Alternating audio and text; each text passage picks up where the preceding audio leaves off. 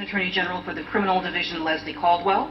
I'm also joined by the United States Attorney for the Central District of California, Eileen Decker.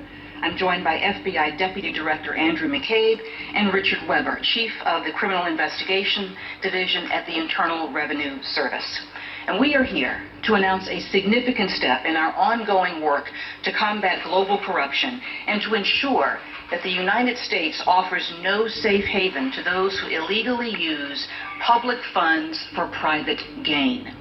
And today, the Department of Justice has filed a civil complaint seeking to forfeit and recover more than $1 billion in assets associated with an international conspiracy to launder funds stolen from One Malaysia Development Berhad, or 1MDB, a company wholly owned by the government of Malaysia.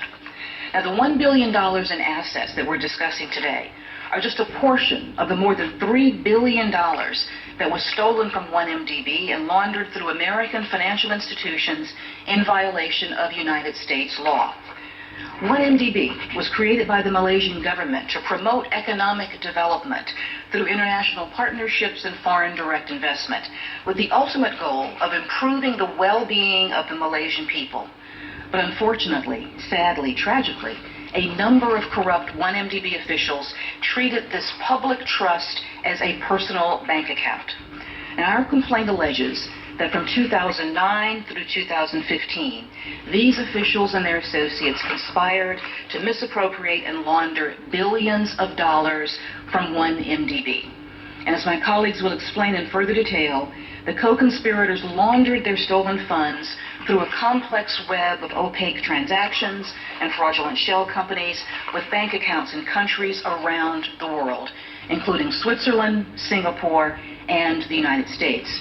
Now, the funds were then used to purchase a range of assets for the conspirators and their relatives and associates, including high-end real estate in New York and Los Angeles, artworks by Vincent van Gogh, Claude Monet, and a jet aircraft.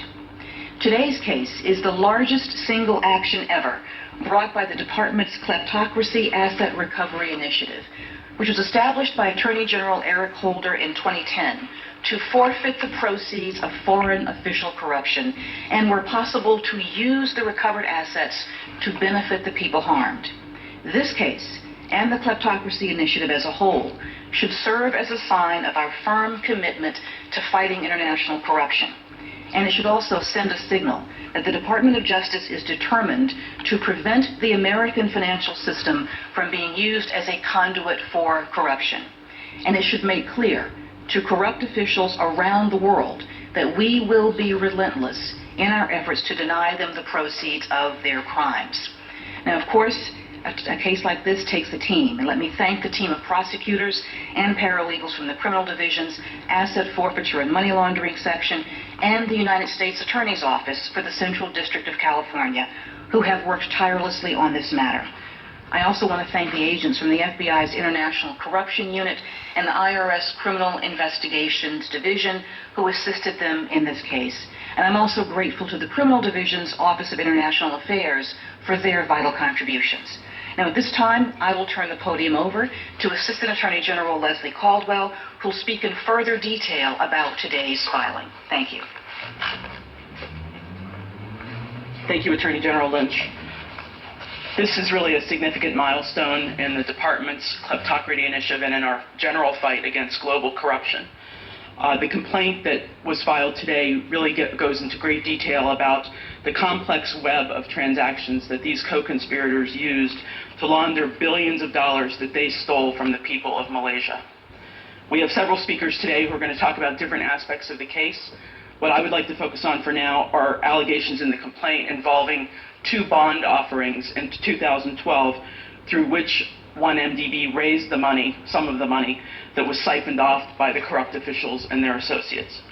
The stated purpose of the bond offerings was to allow 1MDB to raise money so that it could invest in various energy assets on behalf of the Malaysian government and the Malaysian people.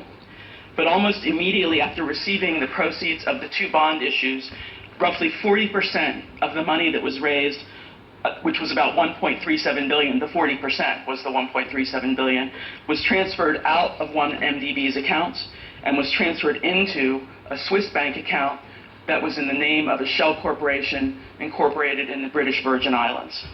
The complaint alleges that the name of that shell company was chosen because it sounded like the name of a legitimate company that was involved in the bond offering. But in fact, the Swiss bank account was controlled by corrupt officials and by their associates. From Switzerland, the corrupt officials and their associates transferred money using a series of transactions involving still more shell companies and more bank accounts located all over the globe. Eventually, more than $230 million of that money found its way into accounts in the names of shell companies whose beneficial owner was a close relative of a senior 1MDB official.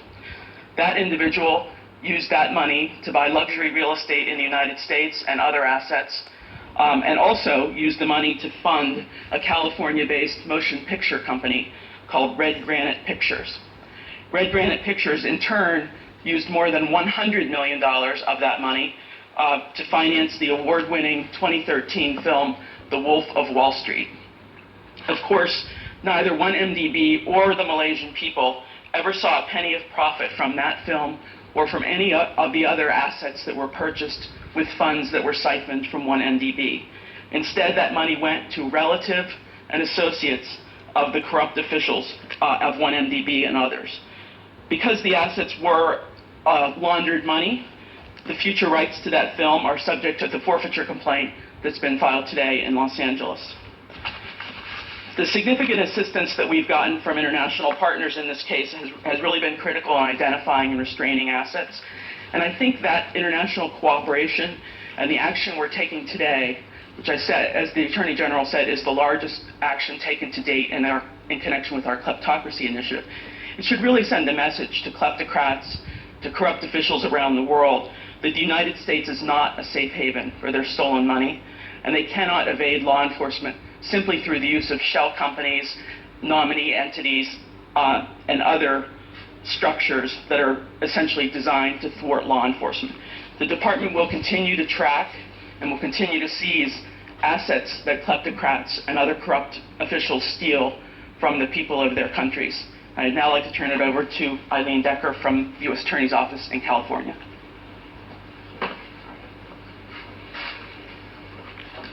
Good morning. As noted, my name is Eileen Decker. I'm the United States Attorney for the Central District of California, which is based in Los Angeles. The asset forfeiture complaints were filed this morning by prosecutors in my office in the United States District Court in Los Angeles. Another phase of this money laundering scheme occurred in early 2013 in connection with a third bond offering arranged by Goldman Sachs International. In this offering, 1MDB raised approximately $3 billion, purportedly to fund a joint venture with an entity controlled by the government of Abu Dhabi to promote growth and development in both Malaysia and Abu Dhabi. Once more, instead of using the money raised in the offering for its intended purposes, the corrupt individuals involved with 1MDB and their associates misappropriated a significant portion of the funds raised. In fact, only days after the initial bond sale, approximately $1.26 billion was diverted for the benefit of individuals associated with 1MDB. Approximately $137 million of the pilfered money was spent to purchase works of art, including a $35 million work by Claude Monet, A View of San Giorgio Maggiore in Venice. But these works of art were not put in museums in Malaysia for the benefit of the population. Rather, they were obtained to further enhance the luxury and lavish lifestyles of those stealing money from 1MDB. Funds diverted from the third bond offering were also traced to the purchase of an interest in the Park Lane Hotel in New York, and we seek to forfeit approximately $250 million invested in that luxury hotel. The laundering of the proceeds continued throughout 2013, with an additional $106 million used to purchase an interest in EMI Music Publishing. EMI is the world's third largest music publishing company by revenue, and the company has the rights to publish approximately 2.3 million musical compositions including a number of chart-topping hits from Grammy Award-winning artists. Since the conspirators purchased the interest in EMI, it was they, and not the citizens of Malaysia, who earned money every time those songs were performed publicly, recorded, or downloaded. In seeking to seize these forfeited items, the Department of Justice is sending a message that we will not allow the United States to become a playground for the corrupt, that we will not allow it to be a platform for money laundering or a place to hide and invest in stolen riches. Thank you very much. And now I'll turn the podium over to FBI Deputy Director Andrew McCabe.